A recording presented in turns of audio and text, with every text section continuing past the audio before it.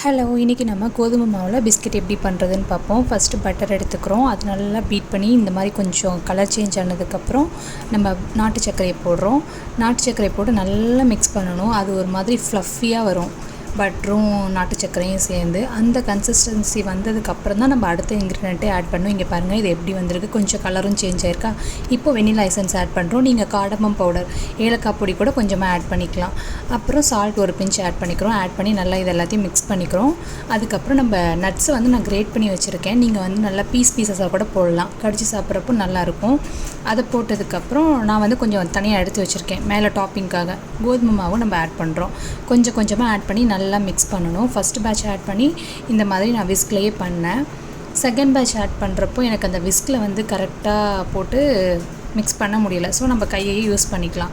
So second batch add பண்ணிவிட்டு இதை கொஞ்சம் நல்லா கம்பைன் பண்ணிக்கிறோம். அதுக்கப்புறம் தேர்ட் பேட்ச் ஆட் பண்ணுறோம். தேர்ட் பேட்ச் ஆட் பண்ணதுக்கப்புறம் நான் ஃபுல்லாக நல்லா சப்பாத்தி மாவு மாதிரி நல்லா அழுத்தி பிசையக்கூடாது. லைட்டாக எல்லாத்தையும் நம்ம கம்பைன் பண்ணுறோம், அவ்வளோதான். அந்த அளவுக்கு பண்ணி ஒரு சப்பாத்தி டோ அளவுக்கு சாஃப்ட் டெக்ஸ்சரில் கொண்டு வந்துடணும்.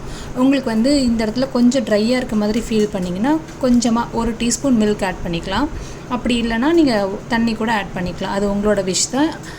நெய் கூட ஆட் பண்ணிக்கலாம், 1 டேபிள் ஸ்பூன் போட்டு எல்லாத்தையும் கம்பைன் பண்ணி இந்த கன்சிஸ்டன்சி வரணும். ஒரு மாதிரி சப்பாத்தி டோ கன்சிஸ்டன்ட் ஃப்ளாட் சர்ஃபேஸில் போட்டு கொஞ்சமாக அதை ரோலர் வச்சு நல்லா ஒரு ஈவன் ஷேப் கொண்டு வந்துடுறோம். ஈவன் ஷேப் கொண்டு வந்தால் தான் நம்ம குக்கீஸ் ஷேப் பண்ணுறதுக்கு கரெக்டாக இருக்கும். ஏன்னா ஈவனாக வச்சா தான் நமக்கு பேக்கிங் ஈவனாகும். ஒரு குக்கி கட்டர் வச்சு பண்ணிக்கிறேன். நீங்கள் நார்மலாக பாட்டில் மூடி அந்த மாதிரி கூட வச்சு நீங்கள் பண்ணிக்கலாம். இந்த அளவுக்கு திக்னஸ் இருக்கணும். அப்போ தான் நமக்கு நல்ல ஸ்க்ரன்ச்சியாக கிடைக்கும். இதை நம்ம எல்லாமே பண்ணியாச்சு. இப்போ நம்ம லோட் பண்ண போகிறோம். கொஞ்சம் நட்ஸ் எடுத்து வச்சுருந்தோம் இல்லையா, அதை எடுத்து மேலே வச்சுட்டு ஒரு ஸ்பூனோட பேக் சைடு எடுத்து வச்சு லைட்டாக ப்ரெஸ் பண்ணி விட்டாவே அது நல்லா நமக்கு செட் ஆயிரும். இப்போ நான் ஆல்ரெடி ஓடிஜியை 10 மினிட்ஸ் ப்ரீ ஹீட் பண்ணியிருக்கேன் 170 டிகிரி செல்சியஸில். 20 to 25 மினிட்ஸ் எனக்கு 20 மினிட்ஸ்லேயே கரெக்டாக பேக் ஆகி கிடச்சிருச்சு. நம்ம பேக் பண்ணி வெளியே எடுத்ததுமே அதோட பேக் சைட் திருப்பி பார்த்தோம்னா நல்லா ஒரு கோல்டன் ப்ரௌன் கலரில் வந்திருக்கும். கரெக்டாக இருக்கும். இது நல்லா ஆறுனதுக்கப்புறம் இப்போ எப்படி இருக்குன்னு பார்ப்போம். இப்போ பயங்கர சூடாக இருக்குது.